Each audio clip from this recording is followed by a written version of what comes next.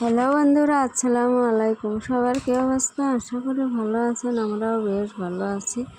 তো আজকে আমি বানাবো ইচ্ছে মাছ। প্রথমে কড়াইতে সর্ষের তেল দিয়ে দিলাম, এখন পেঁয়াজ কুচি দিয়ে দিলাম।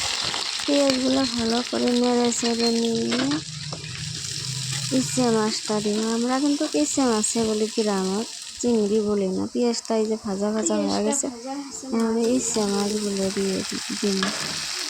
ইচ্ছে মাছগুলো দিয়ে অল্প ভাজা ভাজা করিয়ে তারপরে ভাজা ভাজা এই যে হয়ে গেছে, তারপরে মরিচ বাড়ি রাখছিলাম, চিড়ে দিবেন, বড় হয়েছে। এই যে মরিচ বাটাগুলো দিয়ে এলাম, মরিচ বাটাগুলো দিয়ে ভালো করে নেড়ে চেড়ে এখন এই যে হলদির গুঁড়ো দিলাম, জিরে ধনিয়ে আর লবণ স্বাদ মতন দিলাম।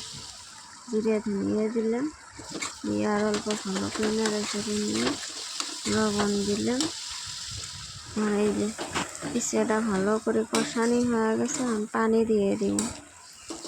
পানি দিয়ে অল্প পরিমাণ পানি দিব।